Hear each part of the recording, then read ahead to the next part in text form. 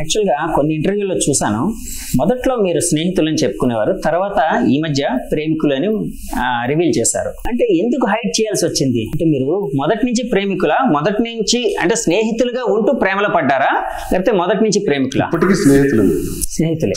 అది ప్రేమగా మా మధ్యలో ప్రేమ అన్నది డెవలప్ అయింది. స్నేహ రూపంలోనే ఆమె నాకు భోజనాలు ఇవన్నీ అరేంజ్మెంట్ చేశాను. ఏర్పాట్లన్నీ చూసేవారు. 2 సంవత్సరాల నుంచి చూస్తున్నారు. ఆర్థికంగా కూడా ఖర్చులు పెట్టడం జరిగింది. అది మాలో ఉన్నటువంటి పరిస్థితి మా ఒక ప్రేమగా మార్చింది. అవును, అప్పట్లోనే మేడం మీకు క్యారేజీలు పంపిస్తుంటే వంకలు పెట్టేవారట, ఇప్పటికీ పెడుతూ ఉంటారండి. ఎంత బాగా వంట చేసినా ఇది బాలేదు అది బాలేదు అంటారు. ఏమంటే ఉండు 30 years నుంచి ఎలాగా తనకి ఏమి నేను అనలేదు, ఎప్పుడు పని మనుషులే కదా, అట్లీస్ట్ ఇప్పుడైనా సరే నాకు ఆ ఫీల్ అనుభవించినే అంటారు. సో ఆ ఫ్రస్ట్రేషన్ అంతా నామే తీర్చుకుంటారు అంతే. హక్కు, ఒక మంచి హక్కు అన్నమాట, భర్తకుండే బాగుంటుంది, అది బాగుంటుంది అంతే కదండి. చాలా. మీరు ఆయన ఏమని అంటూ ఉంటారు అంటే ఎప్పుడైనా సాధిస్తూ ఉంటారా? నేనా? నవ్వరండి, అస్సలు అస్సలు. ఎప్పుడు నేను ఏమి అన్నా, తను ఏం చెప్పినా భరిస్తాను, తను ఏం చెప్పినా తన కోసం నేను చేస్తాను. పిలుచుకుంటారు రాజా అని పిలుచు. రాజా అని అందరికీ తెలిసిన మాట, ఇంకేదైనా చెప్పండి. లేదు, రాజా అనే పిలుస్తాను. రాజా అనే పిలుస్తారా? ఇద్దరు ఉన్నా కూడా ఏదైనా ప్రేమ ఎక్కువైంది అనుకోండి, ఏమని పిలుస్తారా? బుజ్జి. బుజ్జి అని పిలుస్తారా? చూసారా, ఇప్పుడు వరకు చెప్పకుండా మీరు ఏం దాచేస్తూ ఉన్నారని బుజ్జి అని పిలుస్తారు. సో అలా పిలిచినప్పుడు మీకే అనిపిస్తుంది సార్? సరదా అనిపిస్తుంది. ఎప్పుడు పిలిపించుకోలేదు కదా, ఎప్పుడు దేశంతోనే అసూయలతోనే ఉండేవాళ్ళు. నిజం చెప్పండి, టీనేజర్లు కూడా ఎప్పుడు నాకెప్పుడు గర్ల్ ఫ్రెండ్స్ లేరా మీకు? గర్ల్ ఫ్రెండ్స్ చెప్పండి సార్, కెమెరాస్ ఉన్నాయి. నేనేం అంత నిజాయితీగా శ్రీరామచంద్రమూర్తి సరదాగా మాట్లాడేవాళ్ళు సార్. టీనేజ్ లోని ఆ ఇన్ఫెక్చుయేషన్ లోని ఒక రకమైన ఆకర్షణ అనేది ఉంటుంది కదా, చిన్న చిన్న ప్రేమ కథలు ఉంటాయి అందరికి. అట్లా మీకేం లేవు? అలా ఏం లేవండి, తనకు అంత టైం ఉండేది కాదు, ఎప్పుడు ప్రజా జీవితమే కదా. లేవని మీరే చెప్పేస్తున్నారు. ప్రజా జీవితంలో రాకముందు నేను అడుగుతున్నాను. కాలేజీ స్టూడెంట్ లీడర్ గా చేశాను కదా, కాకినాడ ఆల్ కాలేజ్ ప్రెసిడెంట్ గా చేశాను. అప్పుడే లేదు, అప్పుడు నేను 90s లో చదివేటప్పుడు మా దగ్గర ఒక స్కూటర్ ఉండేది, యమహా ఉండేది. యమహా ఇది ఈ బండి అండి, ఇప్పుడు కూడా హీరో హోండా ఒకటి ఉండేది. ఆ బండి అప్పుడు అదే ఫేమస్.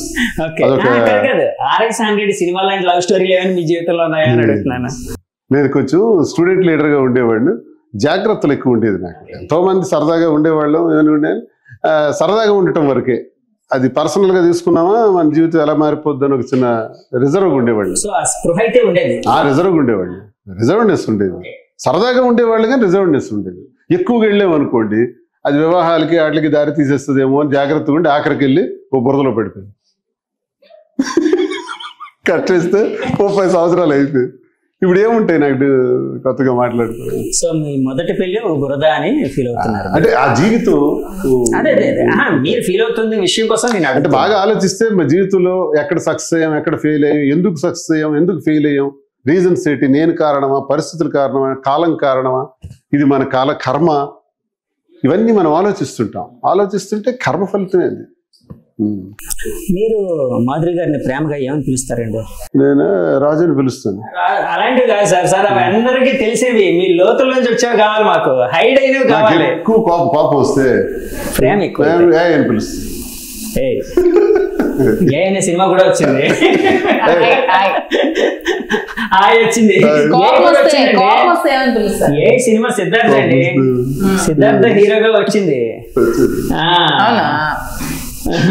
సో ఏం పిలుస్తారా మీరు? ఓకే, ఎలాంటి ఫీలింగ్ కలుగుతుంది ఆ పిలుపు వినగానే మీకు?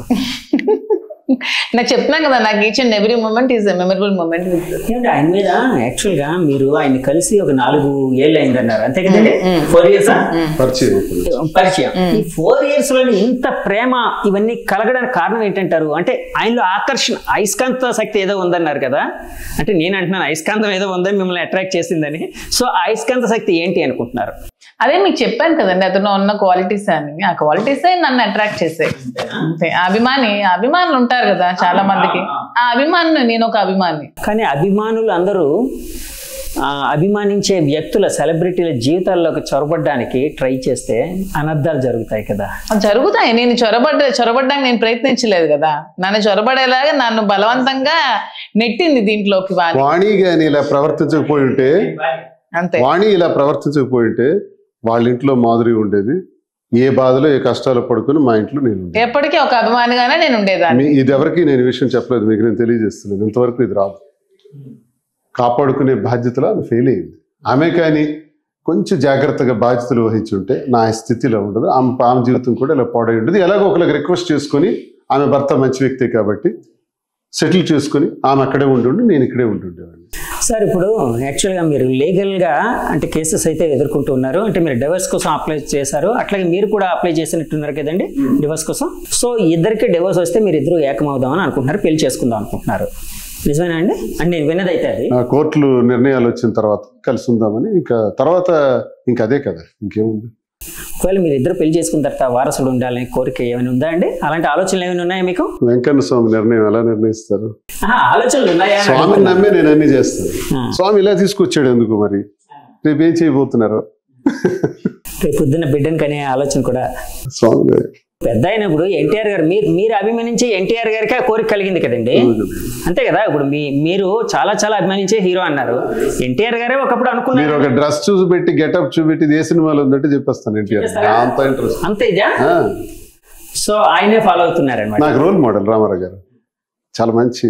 ఆయన జీవితంలో లక్ష్మీ పార్వతి గారు వచ్చిన తర్వాత ఆయన పతనం స్టార్ట్ అయిందని చాలా మంది అంటూ ఉంటారు. నేను అంటుంది ఏంటంటే, అంటే ఆరోపణ గానీ అలాంటి నింద గానీ మీకు మాధురి గారి వలన వస్తుందని మా మధ్య ఈ చర్చ మాకు కొంచెం కామెంట్ చేసిన వాళ్ళు, మాట్లాడిన వాళ్ళు, వెల్ విషర్స్ ఏమన్నారంటే, మాధురి గారు మీరు బాగున్నారు కానీ లక్ష్మీ భారత్లా కాకుండా మీరు చూసుకోండి అని చిన్న మాట అన్నారా? ఏంటిది మీనింగ్? అలాగే ఇంకా ఒక అభిమానిగా నాకు కూడా ఏమనిపిస్తుంది అంటే, లక్ష్మీ గారు పార్వతి గారు రామారావు గారికి సేవలు చేయటంలో అన్నింటిలో బాగానే ఉంది. పొలిటికల్ గా ఆమె ఇన్వాల్వ్మెంట్ వల్ల రామారావు గారికి నష్టం జరిగిందని కొంతమంది విశ్లేషకులు అంటారు. మీరు భావిస్తున్నారా అభిమానిగా? అలా ఉండకపోవచ్చు. అంటే విశ్లేషకులు అన్న మాటని మీరు భావిస్తున్నారు. పొలిటికల్ గా లక్ష్మీ పార్వతి గారి వల్ల రామారావు గారు ఒక కారణ జన్ముడు. ఆ కారణ జన్ముడు ఏదో కారణం కోసం ఆయన అన్ని చేస్తుంటాడు. ఆయన వేసిన పాత్రలు కానీ, ఆయన గొప్పతనం, ఆయన ఆహార్యం అవన్నీ కూడా కారణ జన్మకు సంబంధించినవి. ఈ పార్టీ పెట్టడం ఇదంతా కూడా కారణ జన్మలో భాగమే. ఇది ఎలా జరిగి ఉండేదో, ఎందుకు ఆయనకి ఎవరైనా ఇబ్బంది పెట్టాలి? ఫ్రీగా ఆయన వదలాలి, ఆయన అభిమానులుగా ఆయన వదలాలి. ఆయన ఏం చేసి ఉండేవారు? నాకు తెలిసి రామారావు గారు బ్రతుకుంటే ప్రధాని అయి ఉండేవారు అని నేను అనుకుంటున్నాను. నేషనల్ ఫ్రంట్ ప్రెసిడెంట్ చేశారు కదా, ప్రధాని అయి ఉండేవారు. మంచి వ్యక్తి, నిష్కల్మషమైన వ్యక్తి, బాగుండేదేమో. మరి అది దానికి ఛాన్స్ మనం ఇవ్వలేకపోయాం కదా. అభిమానులు కానీ లక్ష్మీభారతి గారి నుంచి కింద వరకు కూడా ఆయన కొంచెం 72 సంవత్సరాలు పెద్ద ఏజ్ ఏం కాదు ఆయన చనిపోయినప్పటికీ. మరొక 15-20 సంవత్సరాలు బ్రతకగలదు. మాధురి గారు ఆయన పప్పుచారు అంటే బాగా ఇష్టమా? సాంబార్, పొటాటో ఫ్రై ఇష్టం. వెజిటేరియన్ ఇంకేం ఇష్టం? వంకాయ ఫ్రై ఒకటి ఇష్టం. నాన్ వెజ్ లో నాటుకోడి ఇగురు, ఎగ్, ఫిష్, చికెన్ అన్ని తింటారు. ఇష్టంగా ఏం చేస్తారు ఆయన కోసం? నేను నాటుకోడి ఇగురు బాగా చేస్తాను. నాటుకోడి ఇగురు. సో నాటుకోడి ఇగురు రెసిపీ కోసం ఏమైనా వీడియో చేసే ఆలోచన చేస్తాను ఈ మధ్యన.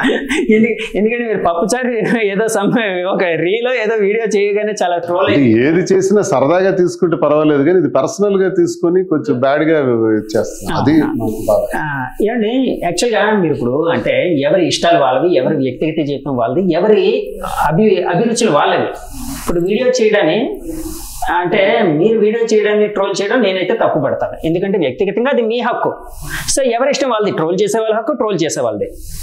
మీరు ఇప్పుడు ఉండే సినేరియాలోనే ఒక యూట్యూబ్ ఛానల్ స్టార్ట్ చేసి ముందుకు వెళ్ళాలి అనే ఆలోచన ఏమైనా ఉందా? ఉంది, అందుకే స్టార్ట్ చేస్తాను కదా. మాధురి మీ తెలుగు అమ్మాయి ఏం చేత కూడా ఏమైనా లేదు, ఇన్వాల్వ్ చేయను. అతను ఒక పొలిటికల్ గా పొలిటీషియన్. 1600 మంది ఉండే ఛానల్ గొడవకు ముందు ఇప్పుడు 80,000కి వచ్చింది సబ్స్క్రైబర్స్.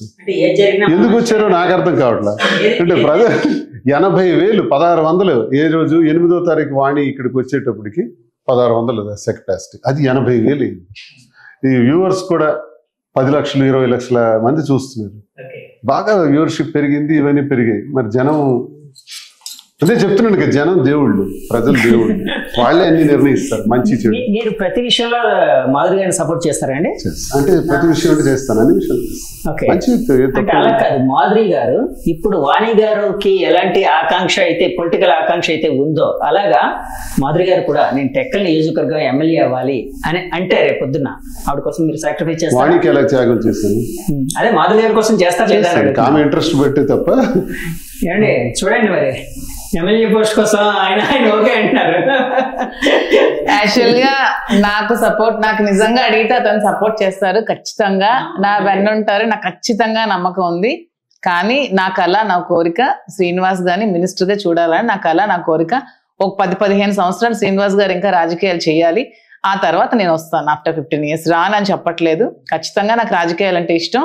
అతని దగ్గర ఇంకా నేర్చుకోవాల్సింది చాలా ఉంది. ఇది ఇంకా నేను చిన్నపిల్లల రాజకీయాల్లో, అతని దగ్గర ఒక 10-15 సంవత్సరాలు రాజకీయాలు నేర్చుకొని ఆఫ్టర్ 15 years ఖచ్చితంగా నేను వస్తాను. అంటే ఆయన రాజకీయ వారసురాలుగా మిమ్మల్ని మీరు తీర్చిదిద్దుకుంటారు అని అంటూ ఉన్నారు. ఖచ్చితంగా అతని దగ్గర నేర్చుకొని నేనైతే రాజకీయాల్లోకి ఆఫ్టర్ 15 years ఖచ్చితంగా నేను వస్తాను. కానీ 15 years వరకు శ్రీనివాస్ గారినే నేను ఎమ్మెల్యేగా చూడాలి, మినిస్టర్ గా చూడాలని నా కోరిక, నా డిజైర్.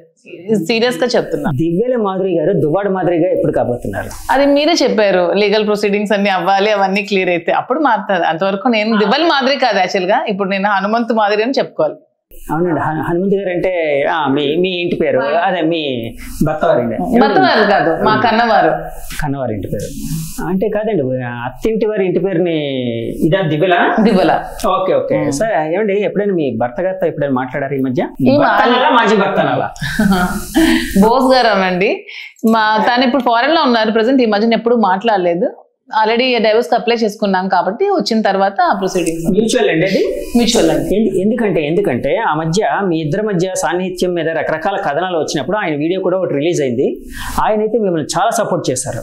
నా భార్య ఎలాంటిదో నాకు తెలుసు, మాధురి గారు ఎలాంటి వాళ్ళో నాకు తెలుసు అన్నట్టు కూడా చెప్పుకొని వచ్చారు. చాలా సపోర్టివ్గా ఉన్నారు. సో అంటే అంత సపోర్టివ్గా ఉండే వ్యక్తిని మీరు ఎందుకు వదులుకొని ఈయన వరకు వస్తుంది? అది సపోర్టివ్ అంటే పిల్లల విషయంలో కామెంట్ చేసినా సపోర్టివ్గా ఉన్నారు. మా మధ్యలో కొంచెం మనస్పర్ధలు ఉన్నాయి. కొంచెం తను కూడా మెచ్యూర్డ్, తను కూడా చిన్నప్పటి నుంచి ఫారెన్ లోనే ఉన్నారు. ఎడ్యుకేషన్ కూడా అంత గీతం యూనివర్సిటీ తర్వాత ఫారెన్ లో చదువుకున్నారు. Matured person. కొంచెం ఇవన్నీ వాణి చేసిన ఎలిగేషన్స్ కొంచెం మనస్పర్ధలు మా మధ్యన పెరిగాక ఇంకా ఈ డిస్టర్బెన్సెస్ కంటే కూడా విడిపోయి మనం బతకడం మంచిదని ఒక నిర్ణయానికి వచ్చాం. అంటే కాదండి, యాక్చువల్గా మీ పిల్లల DNA కోసం రకరకాల వ్యాఖ్యానాలు వినిపించి రకరకాల స్పందనలు వచ్చినప్పుడు ఆయన సపోర్టివ్ గా లేకపోయారు అన్న అసంతృప్తి ఏమైనా మీకుందా? సపోర్టివ్ గా, అందుకే కదా అతను సపోర్టివ్ గా మాట్లాడడానికే కదా వచ్చారు. మాధురి ఏంటో తెలుసా, ఆ సందర్భంలోనే మాట్లాడారా? Okay okay. సో ఆయనతో మాట్లాడుతున్నారు. ఆయన్ని ఎప్పుడైనా పరిచయం చేశారా? నాకు తెలుసండి, ఇంటికి వచ్చేవాళ్ళు కదా. పరిచయం లేదు. 1-2 సార్లు బోస్ గారు అంటారు. ఇప్పుడు తమ్ముడు గారు అంటారా?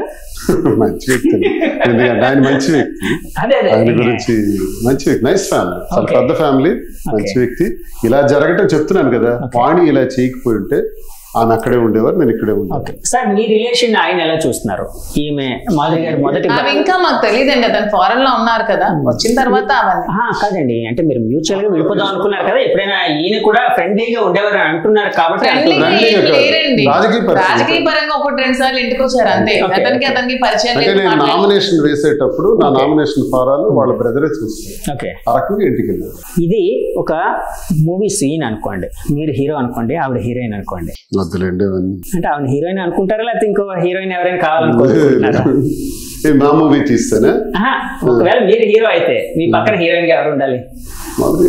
మాధురి గారు. సో నేను డైరెక్టర్ కాబట్టి డైరెక్టర్ గా నేను ఒక చిన్న సీన్ ఇస్తున్నాను మీకు. ఫస్ట్ టైం మీరు ఇద్దరు కలుసుకున్నారు, లేకపోతే మీ ఇద్దరికి ఒకరి మీద ఒకరికి ప్రేమ పుట్టింది, మీరు ఎలా ఎక్స్ప్రెస్ చేస్తారు? ఒక మాట చెప్పండి. అంటే నా ఉద్దేశం ఏంటంటే, సీరియస్ గా మీరు ఇంటర్వ్యూ చేశారు, బాగుంది. నేను మీ స్టూడియోకి వస్తాను, నాకు కూడా చిన్న చిన్న స్కిట్లు చిన్న ఇంట్రెస్టే కదా, మంచి సబ్జెక్ట్ ఒకటి తయారు చేయండి, ఇద్దరం కూడా చేస్తాం. మీకేమి నేను కాదనట్లేదు. ఈ సందర్భంలో మేము కొంచెం ఇబ్బందుల్లో ఉన్నాం మానసికంగా కూడా. ఇప్పుడు తిరుపతిలో జరిగిన ఇన్సిడెంట్స్ మీద కొంచెం బాధపడుతున్నాం. ఎందుకంటే మా మీద ఇంతగా ఇచ్చేశారు, మేము ఏ పాపం చేయలేదు, తప్పు చేయలేదు, అయినా ఇది అనుభవిస్తున్నాం. కాబట్టి ఇలాంటి పరిస్థితుల్లో మేము ఉన్నాం కాబట్టి ఇంకో సందర్భంలో మీ ఇద్దరి చేత ఒక స్కిట్ చేస్తాను. సరే, ఫైనల్ గా చెప్పండి, మీ సంబంధాన్ని, అంటే మీ ఇద్దరి మధ్య ఉండే స్నేహం కావచ్చు, ప్రేమ కావచ్చు, దాన్ని ఒక్క మాటలో నిర్వచించాలి అంటే ఏ మాటతో నిర్వచిస్తారు? మీరు ఇద్దరు ఎవరికి వాళ్ళగా చెప్పండి. నమ్మకం, పవిత్ర బంధం. పవిత్ర బంధంలో వెంకటేష్ గారు, సౌందర్య గారు లాగా అనుకోండి. మీరు సింగిల్ వర్డ్ అడిగారు, నేను చెప్పాను. అది మీరు ఎలా అనుకుంటారో మీ ఇష్టం. అంటే అదొక అద్భుతమైన బంధం కదండి, మాది పవిత్రమైన బంధం. Okay, thank you very much అండి, చాలా సమయం ఇచ్చారు. Thank you very much. Viewers చూసారు కదండి, ఇది D&D దువ్వాడ శ్రీనివాస గారు అండ్ దివ్యల మాధురి గారి అంతరంగం. సో వీళ్ళతో అంటే యాక్చువల్గా అందరూ పొలిటికల్ ఇంటర్వ్యూలు చాలా రకాలుగా చేస్తున్నారు.